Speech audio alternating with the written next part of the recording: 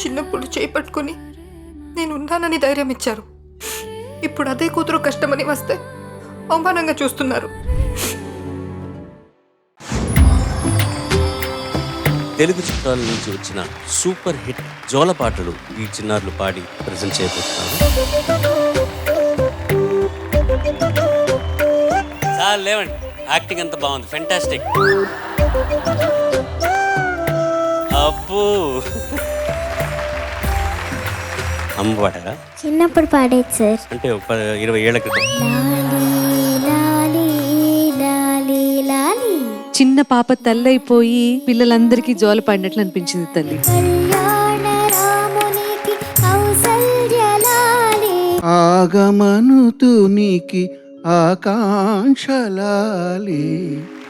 వటపత్ర సాయికి వల్లిపాడులాలి.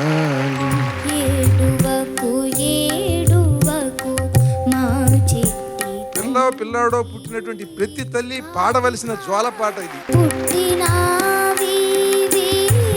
ఖండతాళంలో అంటే పంచమాత్ర దాంట్లో పాట అన్నది చాలా కష్టమైన విషయం. చాలా మెప్పించావు. భారతీయ స్త్రీ యొక్క ఔన్నత్యము సంస్కారము ఎంత మహోన్నతమైనవి అని చాటి చెప్పడానికి ఈ ప్రపంచానికి ఈ ఒక్క పాట ఉదాహరణ. నేను ఫోన్లో పాటలు పెట్టుకొని పడుకుంటా. ఒరే వా, ఇప్పుడు పాడబోయేది ఎట్లాంటి పాట? జోలపాట.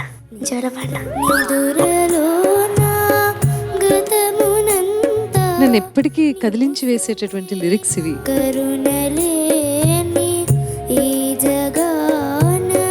ఆవిడ గాత్రంలో లేని ఇన్నోసెన్స్ నీ గాత్రంలో ఉంది. కంఠం భగవంతుడు ఇచ్చేది, అది మనం తెచ్చుకోలేము. కానీ గాన శక్తిని విద్వత్తుని మనం పెంపొందించుకోవచ్చు.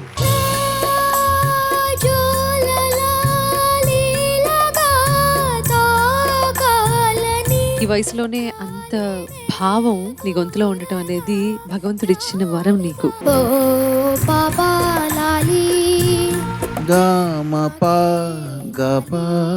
స్వర్గాన్ని వచ్చిందంటే మంచి ఫైటర్ చేతిలో ఒక కత్తి గాని ఒక రివాల్వర్ గాని ఉన్నట్టు.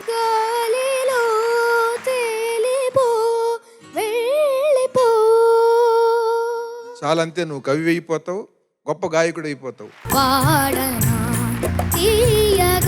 ఎంత ప్రయత్నం చేసి నేను అవ్వకూడదనుకున్నా నీ వల్ల కాదంతే.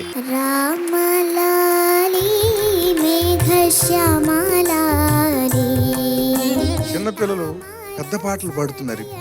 ఆ పెద్ద పాటలు ఎలా పాడుతున్నారంటే పెద్దవాళ్ళలాగానే పాడేస్తున్నారు. రామలాలి మేఘ శ్యామలాలి.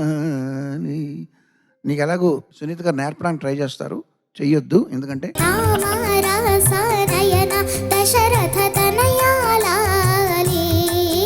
అంత గొప్పగా పాడితే ఎందుకు కరెక్ట్ చేస్తారు ఎవరైనా? ఇంత ధైర్యం అసలు.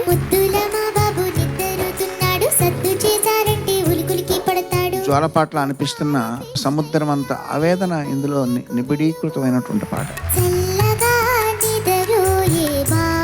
ఏ పిల్లలకి జ్వాలపాడి నిద్రపుచ్చాలో ఆ పిల్లలతో జ్వాలపాటలు పాడించి ఇంత అద్భుతంగా చేశారు ఈ కార్యక్రమం.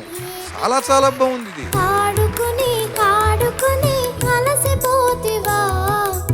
ఈ అల్లరి చేసే ఆద్యాన్ని ఈ పాట పాడింది. ఒక హుషారైనటువంటి మేనత్త పాడినటువంటి లాలిపాట చాలా చక్కగా పాడారు. గానం గురించి సంగీతం గురించి తెలియని వాడికి కూడా అద్భుతంగా ఉంది. ఎవరిది? అయ్యో, నాకు కాకలేస్తుంది సార్, వద్దు. కోతికి తోక ఎందుకుంటుంది కొమ్మ కొమ్మకి వేలాడేందుకు శిష్యా. ఈ దేశాన్ని ఎట్లా బాగు చేయాలి, ఆ రోడ్డు మీద తారు నల్లగా ఎందుకున్నది. ఇది ఎవరిని చూసావు? నువ్వు మమ్మీని చూసావా, డాడీని చూసావు? అలాగా కెమెరాని చూసా. క్యూట్ గా ఉంది అన్నది ఎవరు? మీ ఫ్యూచర్ పండితుడండి. అందుకే వాడు కవి అని నేను చెప్పాను.